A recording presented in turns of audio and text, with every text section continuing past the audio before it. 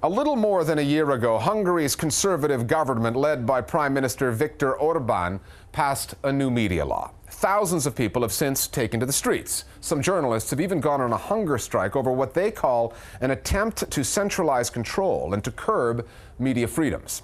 There's one station, Club Radio, that finds itself at the center of this conflict. It's a liberal station, the only one prepared to openly criticize the government.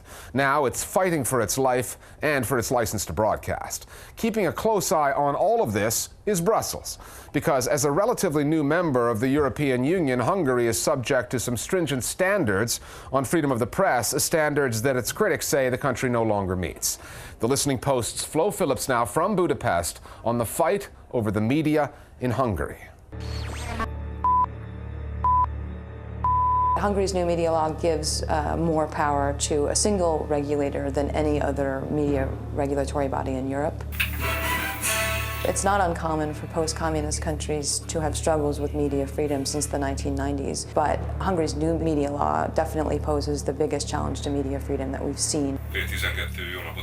Club Radio, one of Budapest's only liberal talk and news radio stations, is currently fighting to keep the broadcast license it has used for a decade.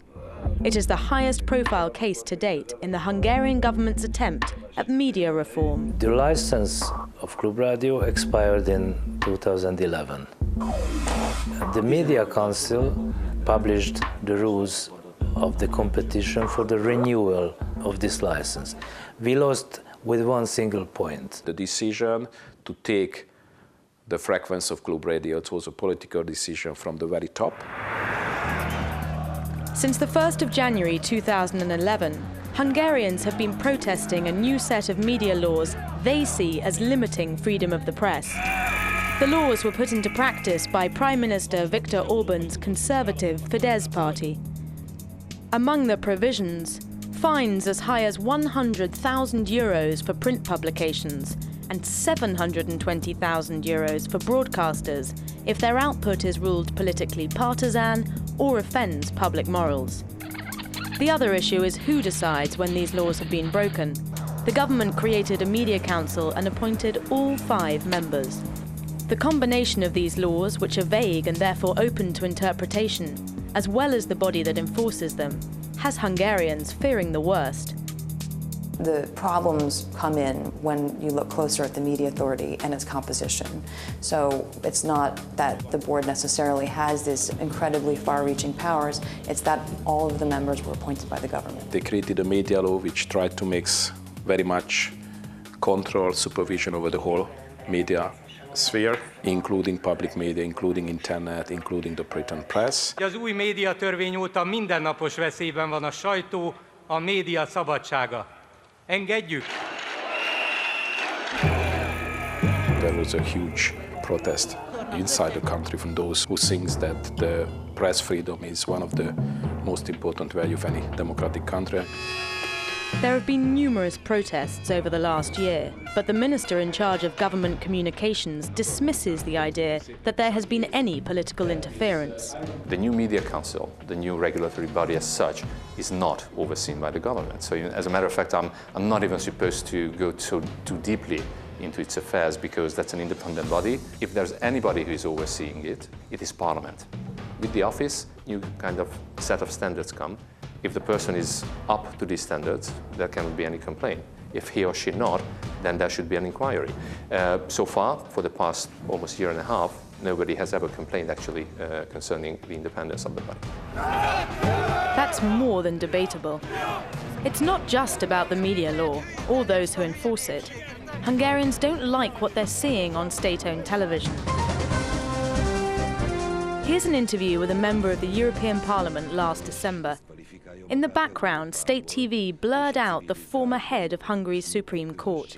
What relationship were Hungarian state media trying to hide? They are not just making favorable coverage with their own people installed in key positions, reporters, editors also included, how they are hired, but they even alter the facts.